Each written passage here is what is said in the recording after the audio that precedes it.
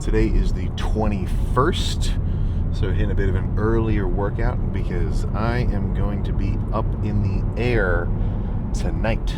I don't know how much earlier everybody else is flying over to the UK, over in, I think I've just been in Birmingham for the Arnold UK, at least the competitor side. But you do want to show up a little early, especially after like a really long flight. Like, I don't know what my total flight time is going to be from like leave the house to get to the hotel over there, but it's gonna be a while. Like, it's gonna be like probably 14 or 16 hours or so. I don't know, something along those lines. And in the process, you can throw off your look a little, right? You can get a little bit watery. You can get just kind of generally, just your blood flow gets funky. You're just sitting down for so long. So for one, I'm going to make sure I move around. I'm going to be that guy who gets up and walks up and down the aisles a little bit, probably bend over and touch my freaking toes, or at least try to a few times, just over the course of, that kind of overnight. I think it's the opposite of a red eye. I don't know, whichever is which. But yeah, I think one thing I'll definitely do today between finishing this lift, hit my cardio, and then headed to the airport is I'm going to get a pair of compression pants. I don't need like super crazy tight, but just a little bit of that kind of general compression, because I don't want to land in the UK with like puffy legs, because that's a look that takes a second to kind of lose.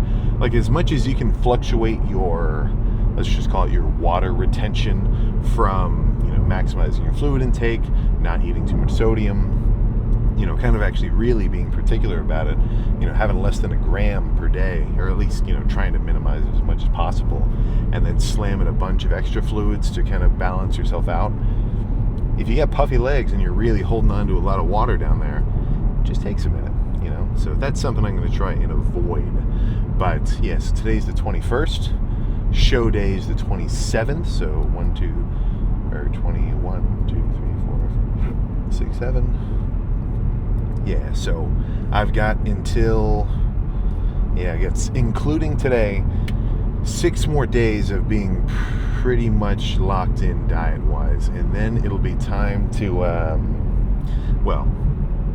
what's a good analogy? What's a good analogy for opening the floodgates, for letting the dogs out, for calling in, I can't tell you. Either way, food is going to be grubbed on. But I'm going to try not to go too wild, because post-show, obviously you carb up and you manipulate your water, but I felt really bad 2 Arnolds ago.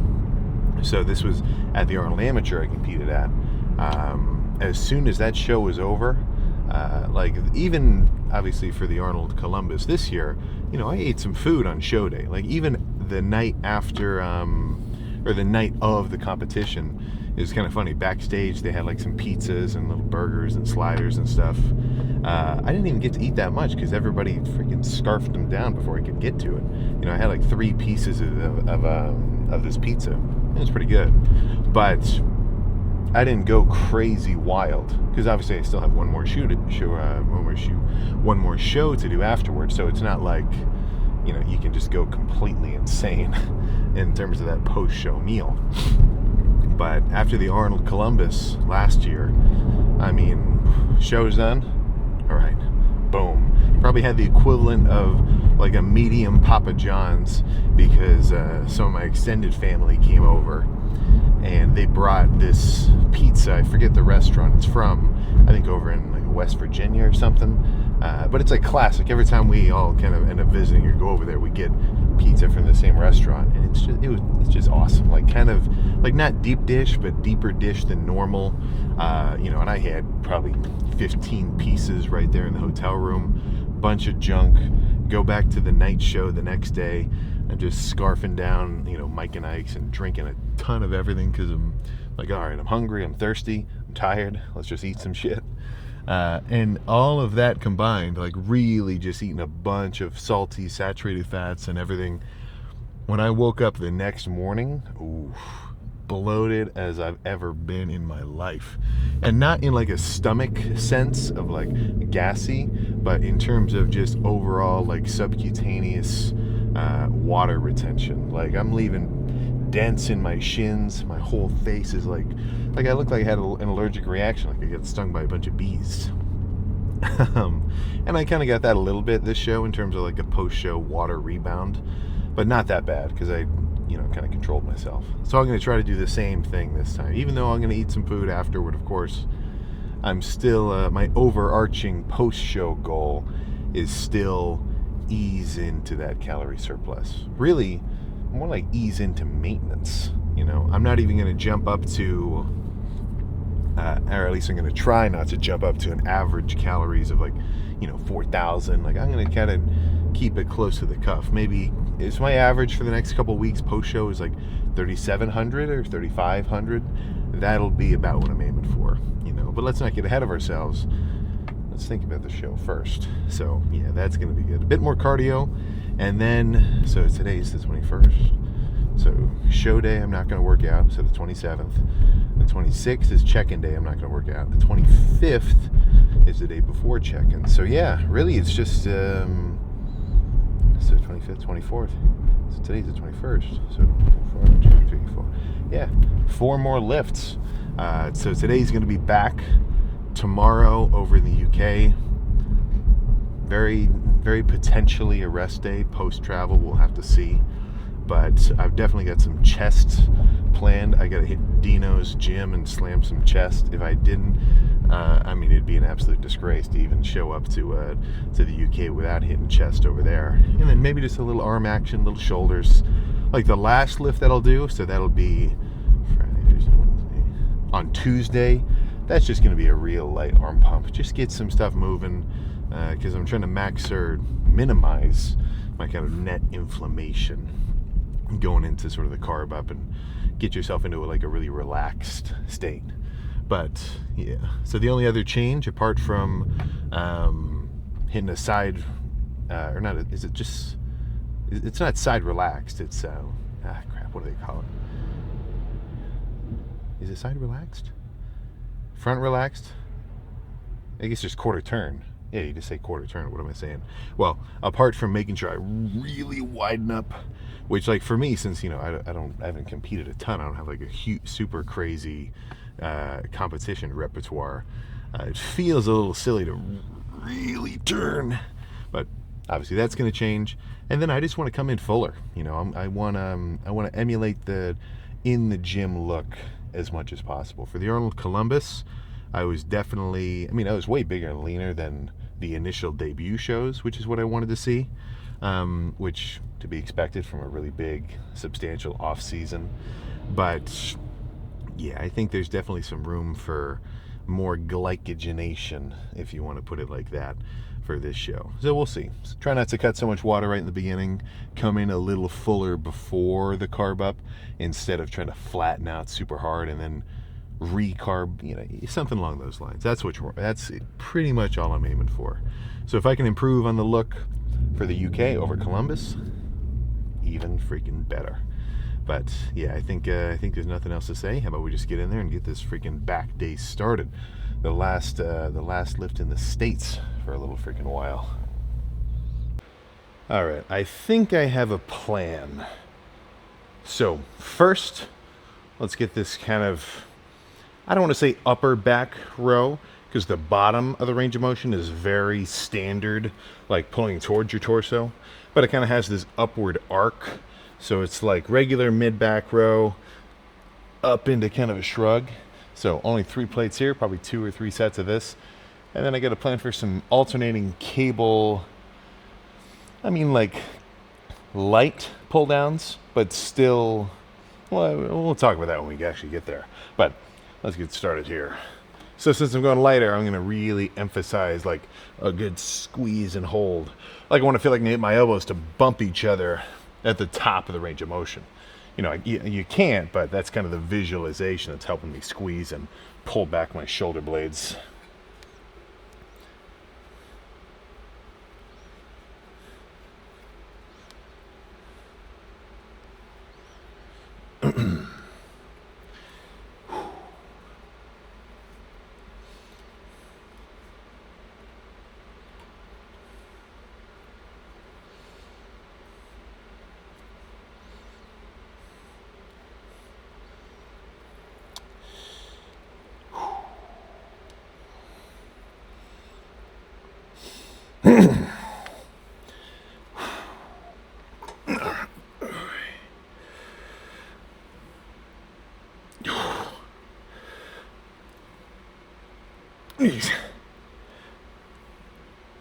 Yeah.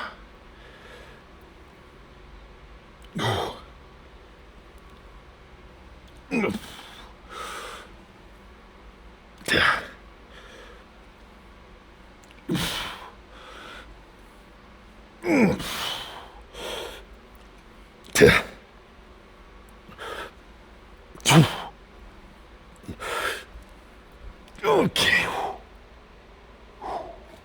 2 more of those.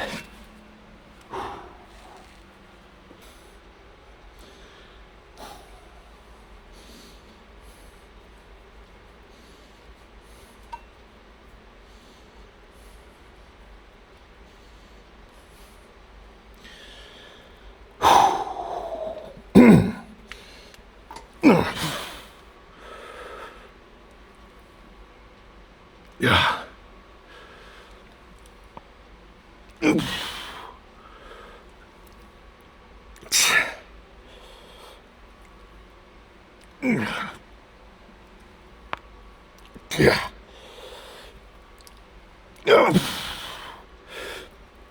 Yeah.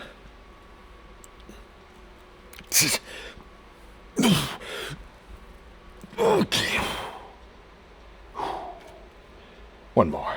One more. And then let's move on to a cable kind of lat focus sort of deal.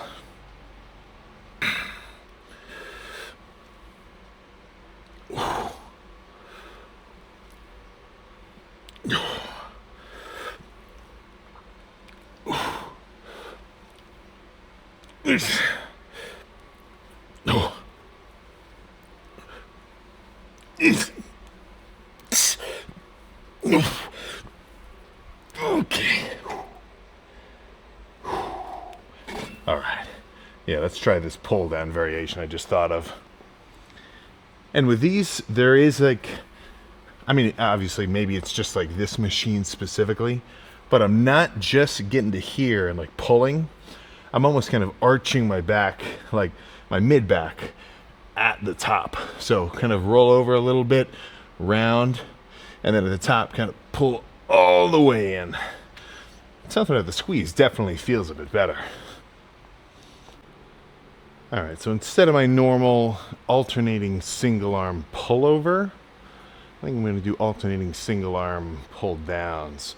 So lightweight, only 130 on the stack, which, I mean, you know, I don't know about you, but on a cable stack, actually, fuck, that's actually too heavy. What am I doing?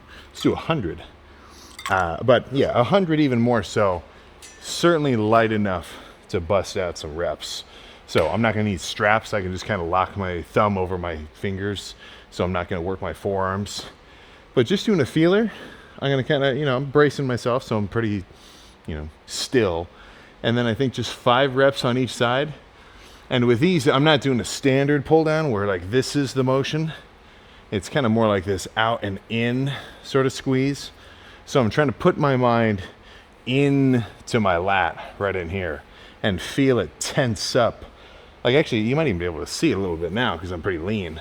But like tense up all the way down to the bottom right here where my lat ties in to my waist. Like that's the squeezing I want to feel on both sides. So 5 reps alternating, then we'll go from there. Might just do the one, you know, I don't know. Let's see how it feels.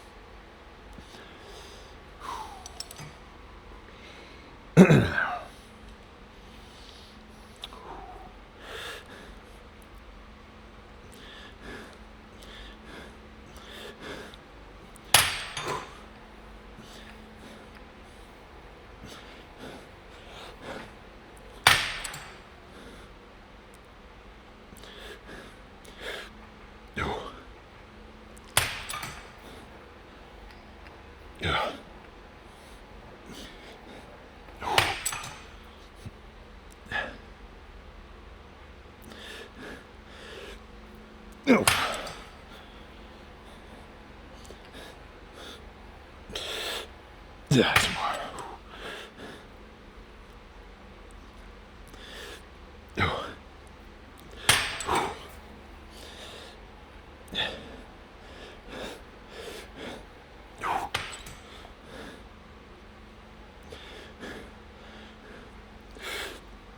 Okay.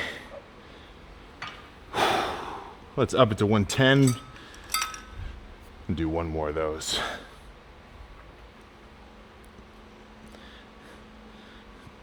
Ugh.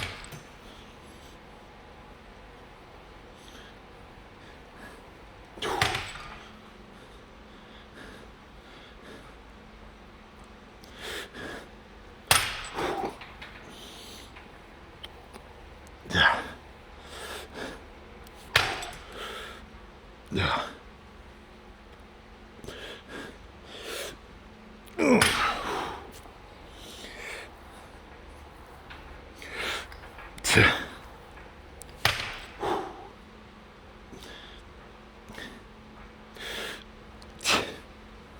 Okay. Ooh.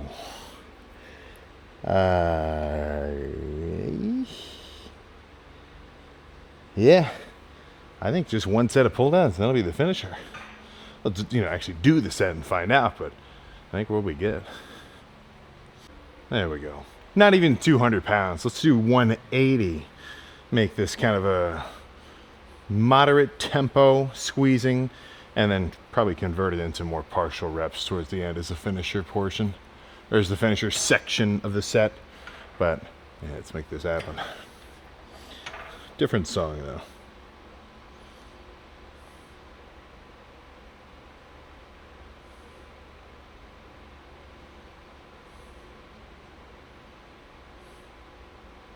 Yeah.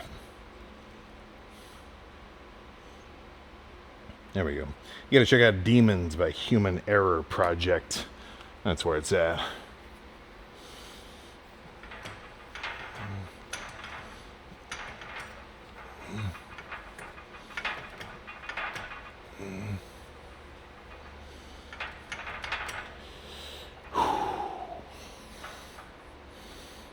All right.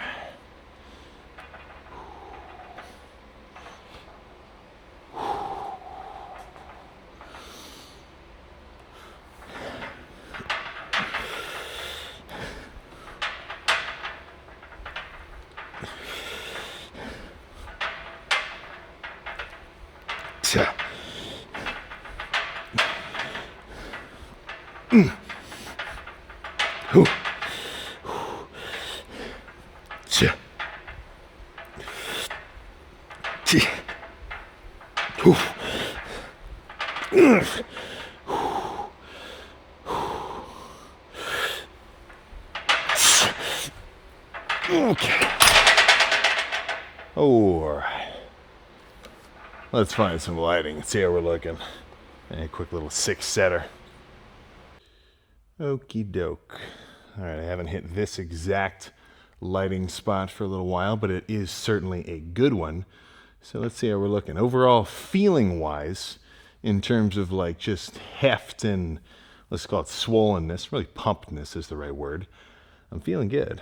So through the lat spread, or through the shirt lat spread, not so abrupt when it's through a black shirt, but it's still pretty freaking nuts. Yeah, let's see how trim we can suck in the waist.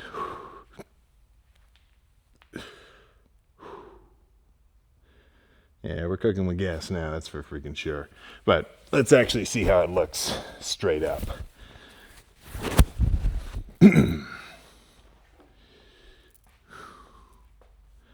Yeah, there we go.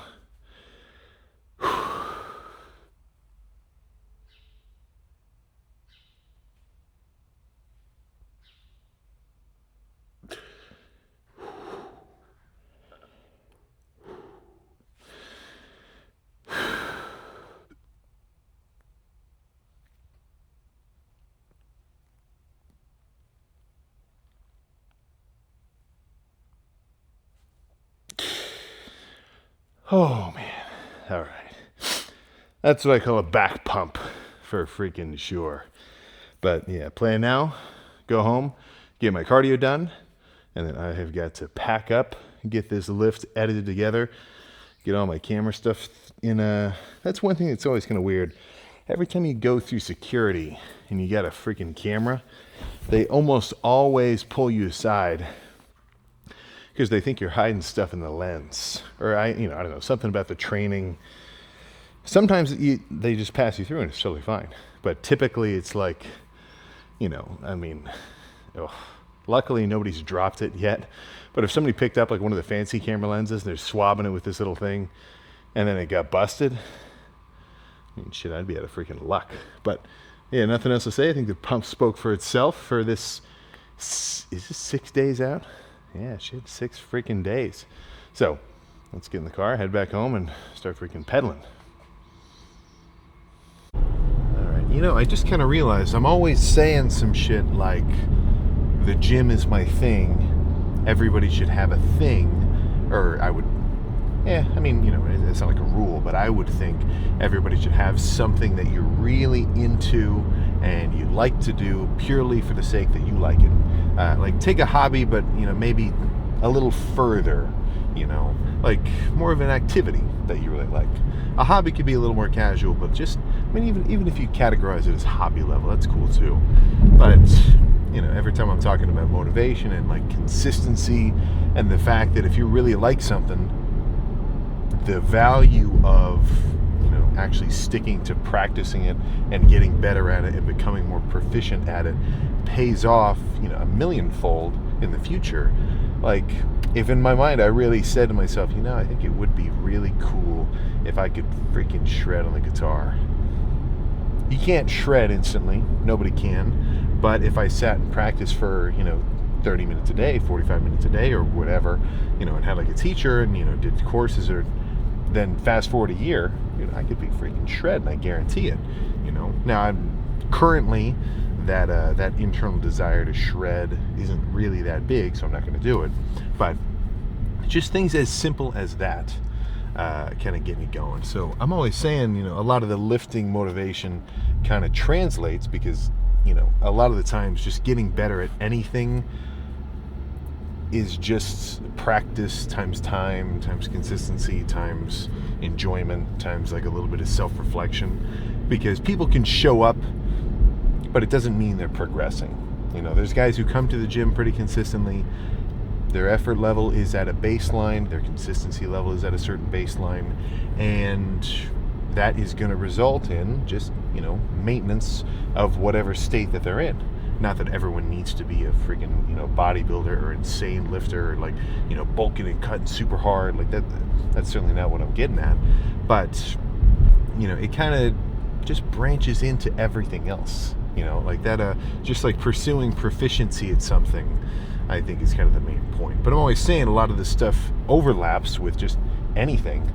What else are your things, because obviously everybody in here isn't just a hardcore, like, all right, I'm going to freaking bodybuild, or, not even to compete, but like, okay, I really want to just bodybuild, like, for me, because I want to get bigger. And that's really what lifting is, unless you have specific strength goals or like maybe cardio-based hybrid athlete kind of goals. Everybody who's coming to the gym for the sake of just, looking better, getting a little bit bigger, maybe just, getting in shape. That really is bodybuilding, just not taken to the nth degree of, where we take it's actually go on stage and do shows and whatever. But what's your thing? I'm actually very curious. I never asked that. What's the thing that really gets you going, where you're like, all right, I'm going to get up, I'm going to go finish all my classes, I'm going to study for this test I've got in a week, and then I can finally chill out for a couple hours and I can work on blank. So that's now it's kind of a call to action. Drop a comment below as a rare Sam quote on whatever that thing is, because I'm very jumpy with my interests. I was saying in the Q&A, like I've got a variety of boxes which have just come in and out of just, let's call it obsessive hobby accrual. Like I've got a bunch of freaking Rubik's Cubes sitting around in shelves, and a bunch of like HDV, like old video camcorders that I was messing with for a while. And even the camera stuff is its own hobby. It just happens to overlap with the fact that I'm making all these videos now, so that kind of is like a twofold sort of thing, which I really like. But yeah, it's good having stuff like that. Something where you're looking forward to it just because of it in and of itself, not for any kind of reward afterward, just the fact that you like to do it.